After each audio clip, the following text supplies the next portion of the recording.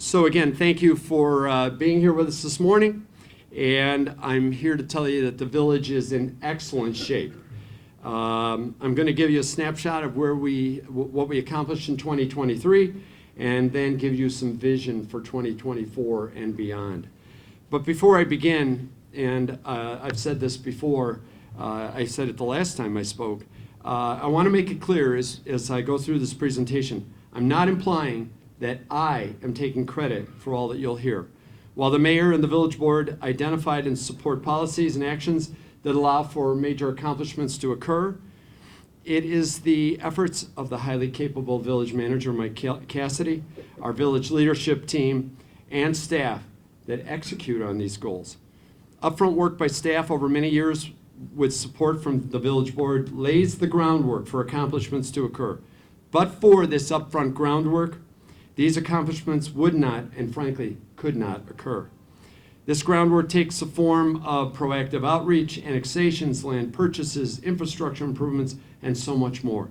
You cannot underestimate the effort by so many that goes into preparing for potential opportunities which may come down the road in the future. So, Mike, thank you to you and your team for all that you do. Okay, so the theme for today is vision. And I think we all have vision for Mount Prospect and what the future holds. But you have to have vision and forward-looking thoughts and plans if you're going to accomplish anything. And I think we have vision. We have vision with our staff. We certainly have vision with the board. And I know I have vision for what I would like to see in the future. Relative to our relationship, meaning the residential community and the business community, there is a fundamental symbiotic relationship between business and residents, that's for sure. This has, and frankly, always existed. The business supplies products and services that when sold provide sales taxes that help us run the village. The residential community patronizes those businesses and provides reliable customer flow and revenue flow for the business. And that goes on every day. So I say thank you to the business owners, and I'm sure the business owners would say thank you to their patrons, many of which are Mount Prospect residents. Of course, we have people that come from outside of Mount Prospect to spend their money as well. Well, last year we had a banner year.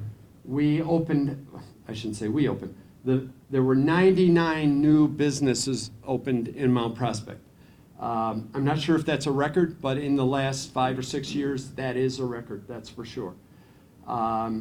Oversaw 15 different ribbon cuttings, would have loved to have done more, but sometimes the businesses just, they're not into it, or maybe they're not aware of it, or whatever it might be. But every ribbon cutting that I do, and I know a lot of the trustees are there, I just love doing it.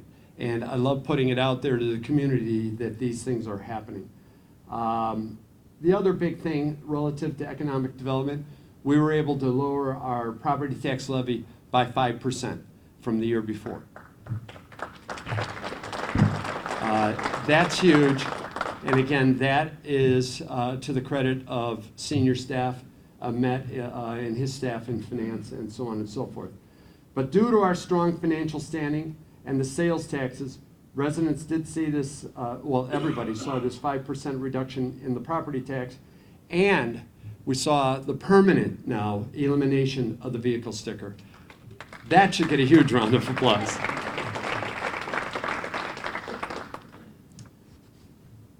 So those 99 businesses today, I'm just going to give you a little snapshot of a few of them that opened around town.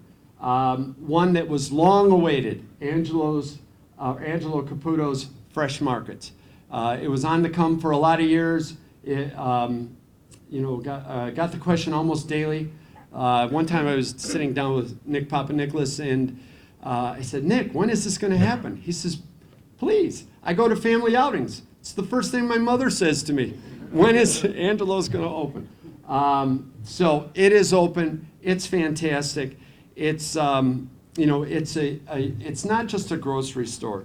It's I put down here. As far as I'm concerned, it's a European experience. If you've ever been to a grocery type setting in Europe, they have packaged foods, but they also have lots of fresh foods, fresh meats, fresh vegetables, all kinds of things. Plus, I would put them in the category of a restaurant because Linda and I have gone there for lunch many, many times. I know people carry out from there all the time. Their food is delicious.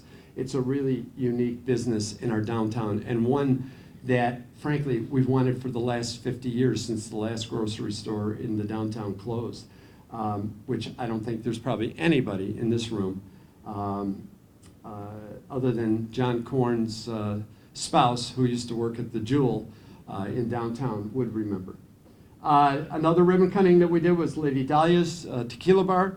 That was an incredible day. Their food, we got to sample the food. It was fantastic. The setting there is unique. I would tell you, go and enjoy Lady Dahlia's. The Golf Factory at Randhurst. If you haven't been there, you need to go. It's really exciting. They have all these simulators set up. They do have a bar, and you can, there's beer tasting and so on. You can make a whole event out of it. Ask my sons, they do it all the time. They're mostly there for the beer, but the gentleman who is who opened and is operating, he's full of life, he's full of excitement, and this business has nowhere to go but up. And then Mr. Kimchi's, if you haven't been to Mr. Kimchi's, it's it's fantastic food, and it's a really fun place to eat. So again, I would encourage you to go. World Courier on our south side. We had a parcel on the south side right up against the expressway that was just a mess for many, many years. Trucks were parking there. It was a gravel parking lot. It was just a mess, right, Bill? And then along comes an entrepreneur who puts up a building, I think with 3 spaces, and World Courier took one of the larger spaces in that building. And World Courier is not just a courier. So what they are is they move temperature critical and time sensitive material all around the globe. So when we went in, they have these tremendous freezers in there because they do a lot of work with clinical studies. So certain clinical studies have to be done, the materials have to be kept at 0, some at 10 below. This is the truth, some at 30 below, some at 50 below. I will tell you, I was on a medication at that time where I was getting hot flashes. That 50 below felt really good.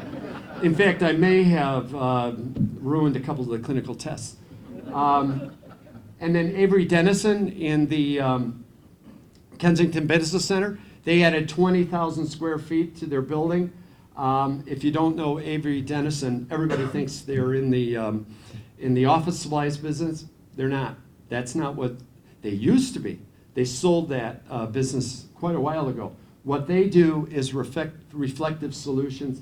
They're a Fortune 500 company, and they're right here in Mount Prospect. Everclear Car Wash. Again, that was one that took a little while to get going and get up and running, but Everclear is a whole different experience as far as I'm concerned for a car wash. It's not just, the $3 and you run it through and you come out, the car's wet and all of that. It's really a good experience, a quality experience, and I'm happy now because I don't have to go up to Arlington Heights to get my car washed because I got the little sticker in the car. But the people who own this are incredible, and their staff, it's like being at Disneyland. Their staff is always smiling and there to help. So, and then certainly Ernesto's, everybody knows about the food truck, I'm sure they do. And that's really a grassroots business.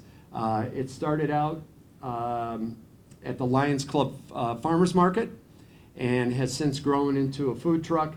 And I think it's generally situated in Mark Bussey's rear parking lot, but he also moves around the village as needed. So that is really cool that that Ernesto was able to start this business that way and grow it into a truck, and there's probably more growth coming. So what's next? There's a lot that's going to be next. Raising Cane's is coming to Rand Road. Whiskey Hill is coming downtown. Salerno's is moving from up north to downtown. The Prospect, the Patina Wine Bar, Mia Cantina's expansion into the space next door.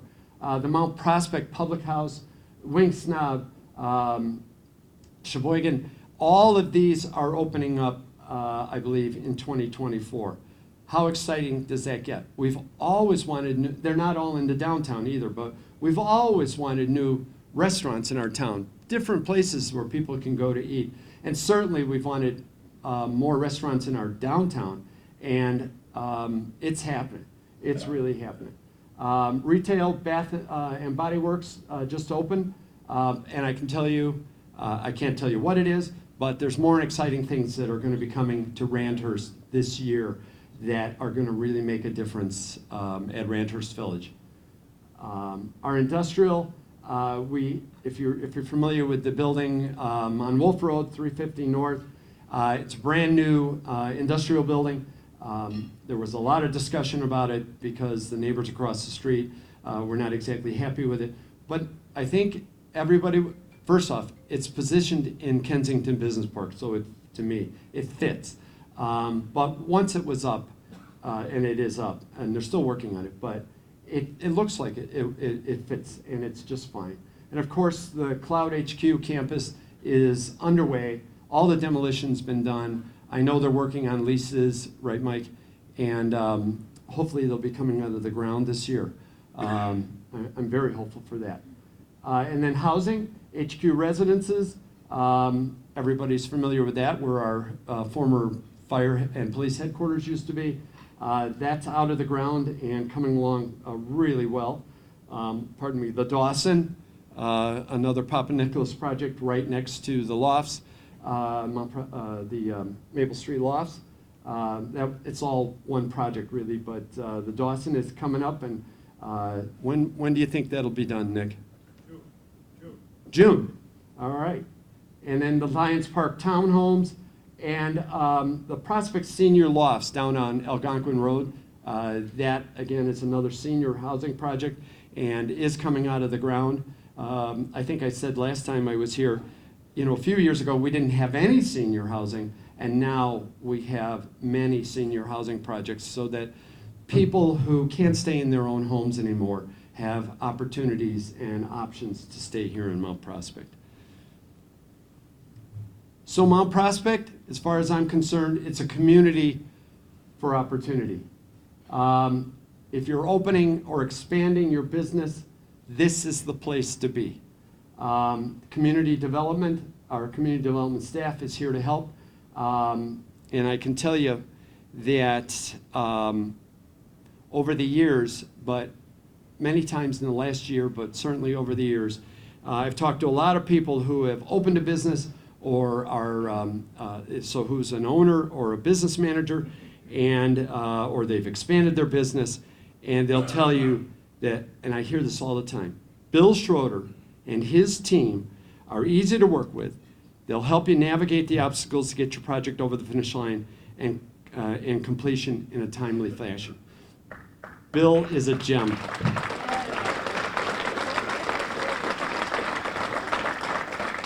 I'm not telling you, that's just not a one-off. I hear that every time that Bill and his team are there to not be an obstacle, but to get people and get their businesses up and running. So whether you're a retail business, manufacturing, service-based, we're the place for your business. We're uniquely located. We have strong demographics here in Mount Prospect and the surrounding area. And whatever you need, we have it in Mount Prospect. The other thing that we are, I think, is, the other thing that I think that we are, I've coined all these phrases, so, and I've also copyrighted them, so don't think, no. A couple of years ago, my family and I flew out to Arizona, and as we took off, we were in the clouds and we're bouncing around, and my son was a white knuckler and he's grabbing, and I turned to him and I said, Andrew, the sun always shines above the clouds. It just came out, right? And I turned to him and I said, that's my lifetime quote. How great is that? Everybody gets a lifetime quote. That's mine. So, sorry, Dad. In fact, this is probably him calling. Sorry, Dad. Somebody already used that one. But it was original to me. But anyways, we're a hub community. By car or truck, you can be anywhere in the Chicagoland area in 1 hour. You can be to one of the world's busiest airports in 20 minutes. You can be to the Chicago Loop by train in 35 minutes. In 1 hour, you can be north to Kenosha, west to Rockford, south to Joliet, and east to Evanston. In an hour and a half, you can be to Milwaukee, you can be west to Janesville, you can be south to Ottawa, Kankakee, and you can be east and swimming with the fishes.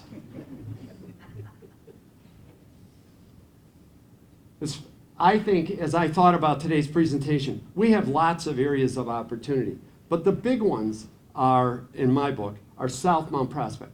And I'm not sure that that was true a few years ago, but because of the hard work of village manager Cassidy and his staff, South Mount Prospect is really the land of opportunity.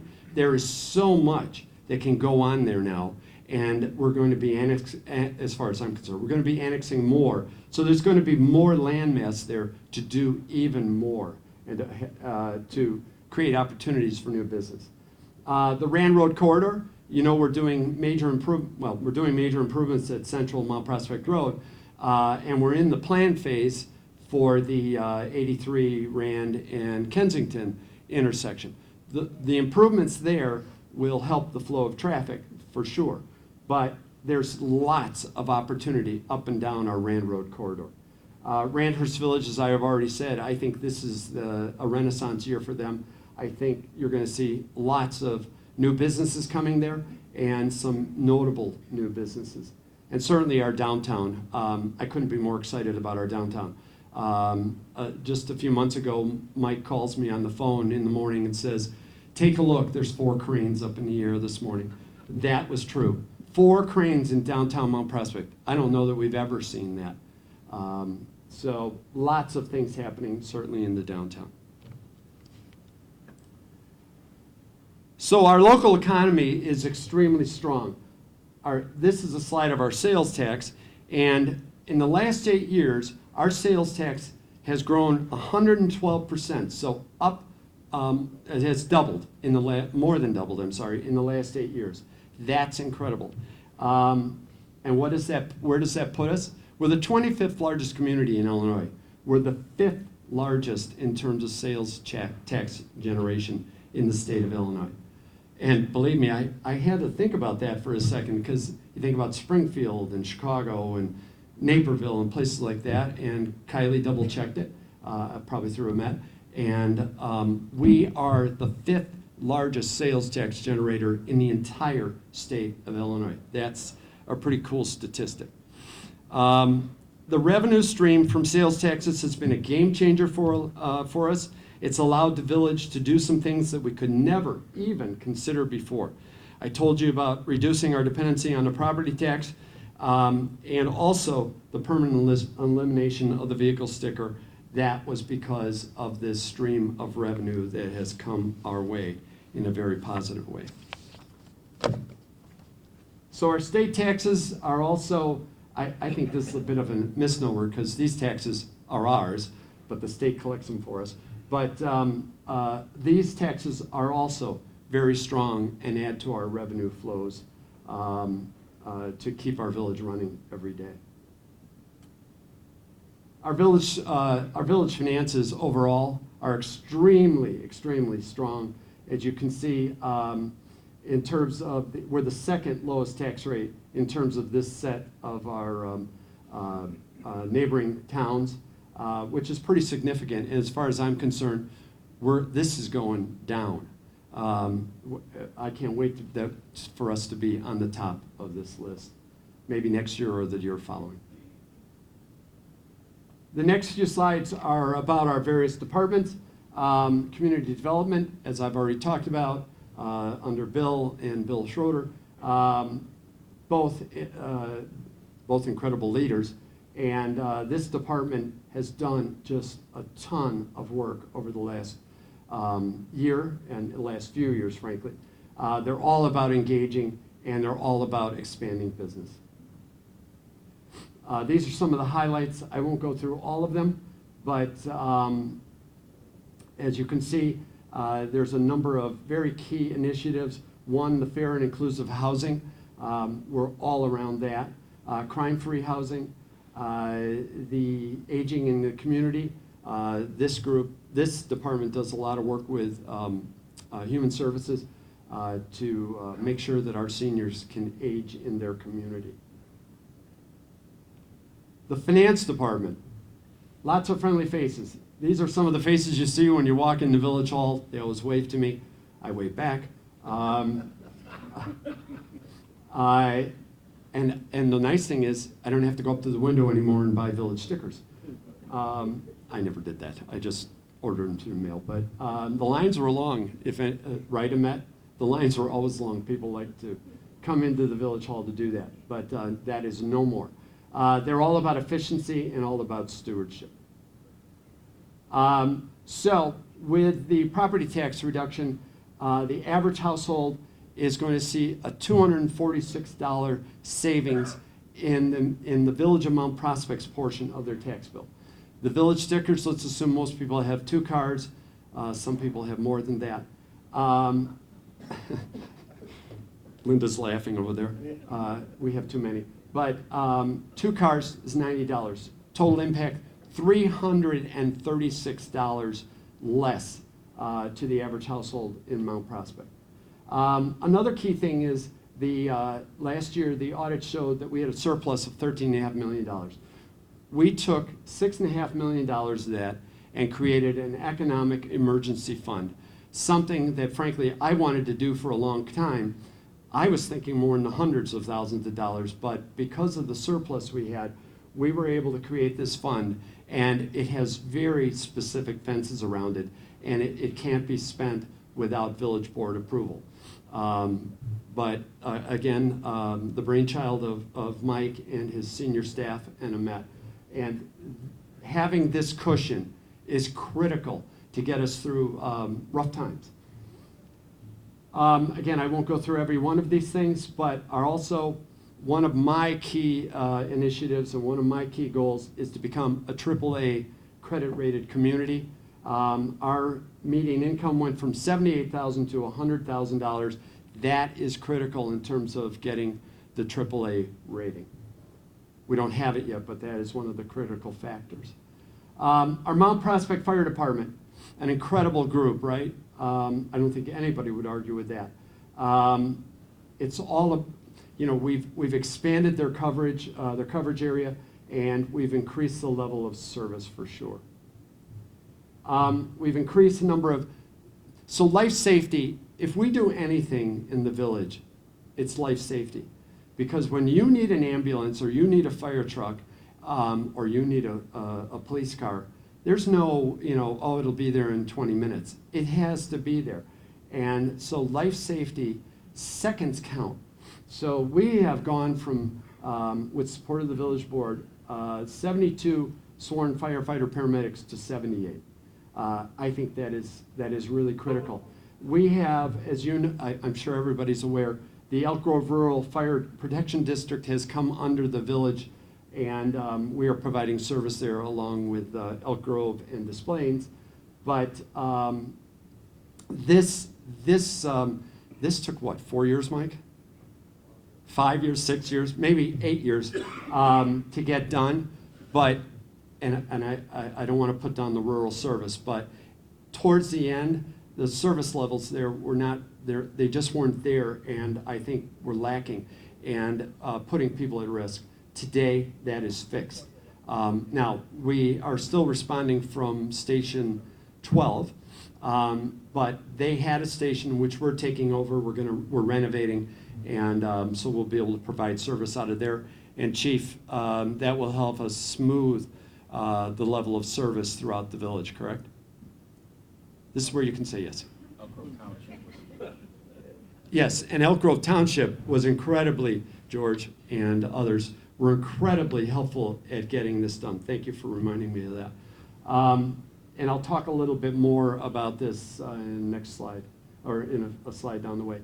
Another one I want to point out is the internships at District 214 and the First Responders Academy.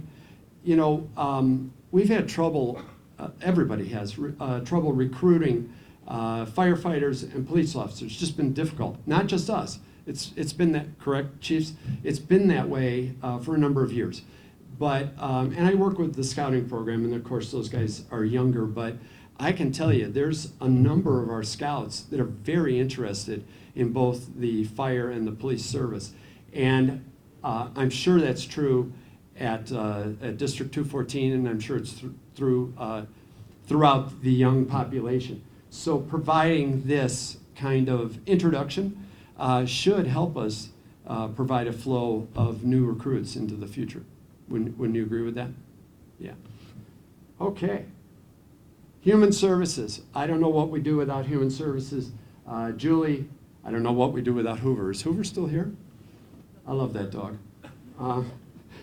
And Charlie. And if you didn't see Charlie, our police dog, well, he's not really a police dog. He's a comfort dog in the police department. But both of these guys are really special. I've given tours to a lot of young groups. Actually, my granddaughter goes to St. Paul, and they came over, their class came over. You know, so I talk about the village hall, and I talk about village government and all that. All they want to do is see Hoover, right? That's all they want to see. But it's all about supporting those that can't do for themselves. And there are plenty of people in this world, there's plenty of people in this community that can't do for themselves, and they need help. And that's where human services comes in. Again, I won't go through all of this, but we hired a new village nurse. We've launched the health screenings. We started a walking club. I'm thinking about joining that. I belong to the sitting club right now, but I may join the walking club if there's room. The celebration of cultures. Julie and her crew have a big role in our celebration of cultures. It was the 5th annual that we did last summer. Well attended, so unique. If you haven't been to it, you got to come this summer. It is so cool to see all the different cultures and how they dress and how proud they are. And then again, the aging in community, we talked a little bit about that. And then the last thing here is the Mental Health Matters event. Mental Health Matters, that tagline. There are so many people in this world, but there's so many people out there that have emotional problems and mental health issues. And none of us, very few of us, are equipped to handle that. So helping provide those people with outlets and service and such to help them navigate their way in life is critical. The other thing, we have 2 social workers or 3 now in the police department. 2. And are we hiring a 3rd? No. We have 2 social workers that work with the with the police department to provide those kinds of services when we get into tough situations with citizens in town. A few years ago, we didn't have that. And, again, generally, people, our police officers, our firefighters, people in general, you're just not equipped to deal with mental illness, but with a social worker on the scene, we can get those services to the people that need them. The Mount Prospect Police Department, again, building trust and developing partnerships, that's for sure. And there's our Charlie. We went from 86 to 89, again, in the name of life safety. We created the SRT, the Special Response Team, to focus on and address specific crime in Mount Prospect. That was a key move. We're beginning to implement the license plate recognition readers. Some may know that as flock cameras to track the bad guys as they move through our town. Unfortunately, right now, I think we have 7 cameras up. We're waiting for the county and the state to allow us to put up all the rest. Certainly, the police department and the fire department all of our departments engage with the community, but the police do it through beat meetings, and I've been to a few of those. They're incredible, and other outreach events that we have throughout the year. And I've already talked about the therapy dog. Our Public Works Department, where would we be without Public Works? As far as I'm concerned, police and fire are first responders, Public Works are first responders as well. If those streets aren't clear, if that water isn't running, if all of that infrastructure isn't working, the police and fire are not getting through. So hats off to Sean and his entire team. Sean.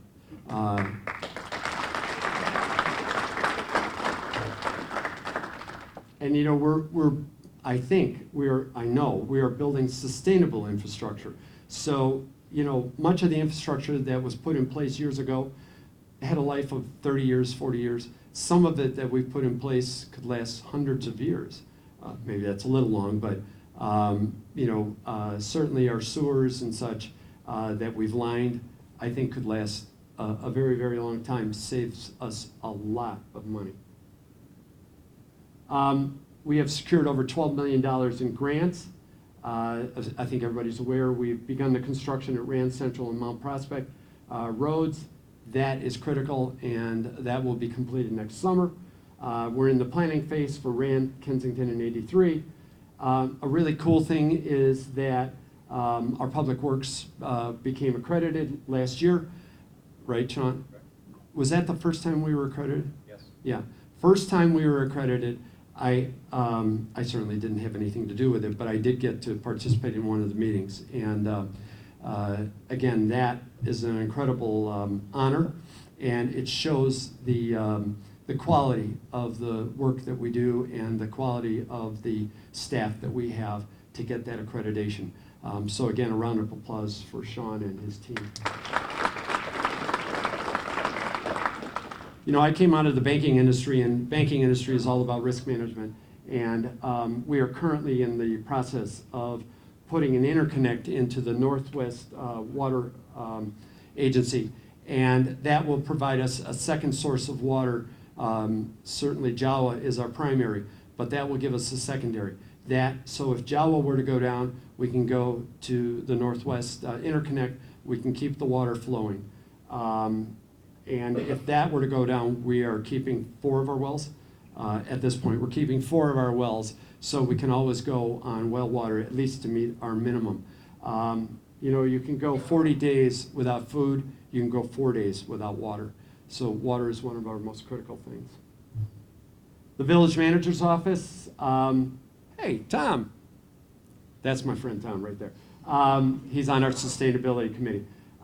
It's all about innovation and responsible governing. So this year we created our first comprehensive annual report. And Nellie, where are you, Nellie? Nellie is the author of that. Great work, Nellie. Our sustainability plan draft was put together, again, with the committee, the ad hoc committee, but Alex Bartolucci was the author of that as well, right?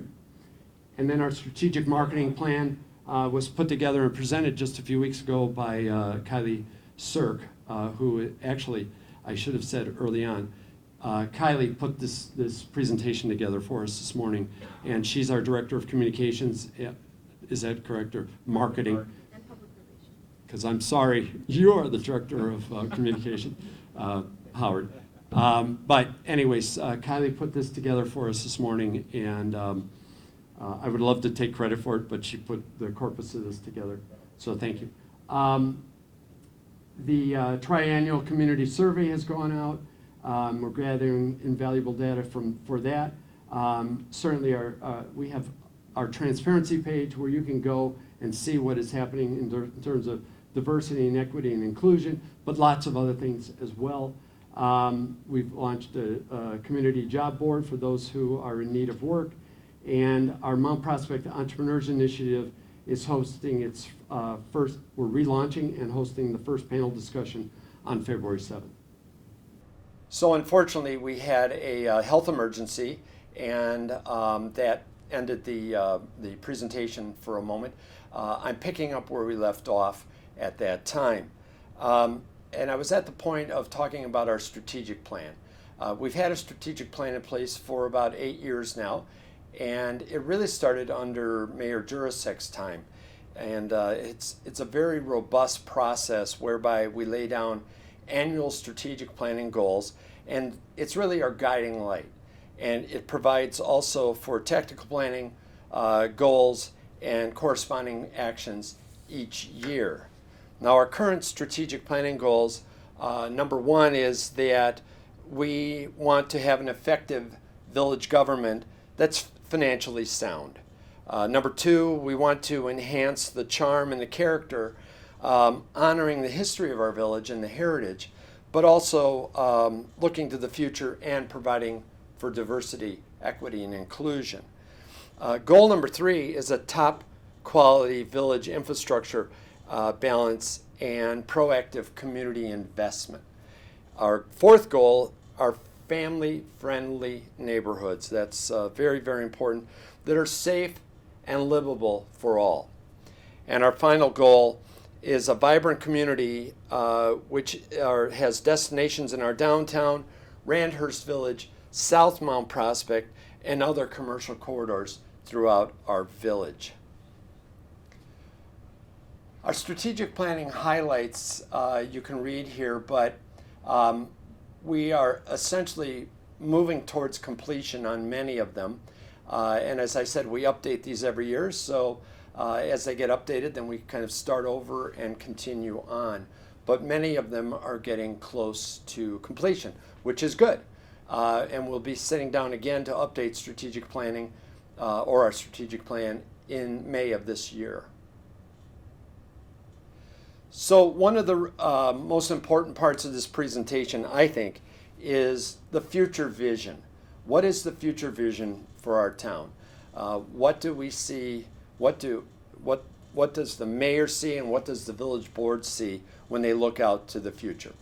And I believe additional data centers like Cloud HQ are in our future in South Mount Prospect. And that's very important because those data centers provide significant revenue to the village for us then to carry forward with the goals and the mission of the village. So I see that in our future. It's down the road a ways, but I think it's extremely important. The other pieces of the puzzle are also falling in place for annexation of additional unincorporated areas in South Mount Prospect. And in fact, we are hopeful to annex everything all the way to the expressway. Now, certain things had to happen, or had to and have to still happen for that to move forward. But that is certainly a vision of mine and a vision of our boards to bring all of that unincorporated land into the village. And why is that? Because there's many, many opportunities for development and redevelopment in that area, but frankly, throughout the village. And development and redevelopment brings business, it can bring additional citizens, it can bring growth, certainly will bring growth, and I'm hopeful that it will reduce our need to and reliance on the residential property tax. I also believe that Randhurst Village is moving into a growth mode. It certainly has grown over the years, and I believe in the coming few years, all of the empty storefronts, I am so hopeful, but all of the empty storefronts will be filled, and there'll be lots of new activity. And in fact, potentially we could have residential development on the Randhurst Village property.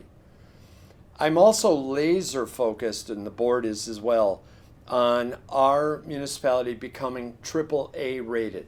What does that mean to us? It means that when we need to borrow, we can borrow at lower interest rates, which costs us less than to borrow and put forward bonds when we're needed. So right now we're a AA plus, which is great, and we do borrow at significantly lower rates than most communities, but a AAA will help us even further.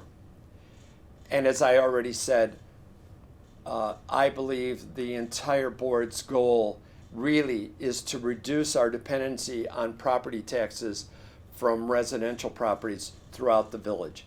And we do that by developing further business in our community that bring us property tax for sure, they bring us sales tax, they bring us utility taxes, all of the things that we need in terms of revenue generation to run our village each and every day.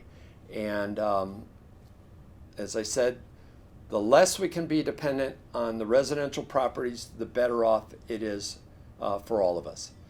So I thank you all for being with us and for listening to this presentation. Certainly, if you ever have any questions, don't hesitate to reach out to me or any of the board members or anybody in our senior staff. And as we all know, running a business is not easy. We know it's a huge investment of time, energy, and capital. And we know that businesses have choices. They don't have to locate here in Mount Prospect. So we need to be a business-friendly community, which I think that we already are. And so for those businesses that have already located here, I say thank you for choosing Mount Prospect.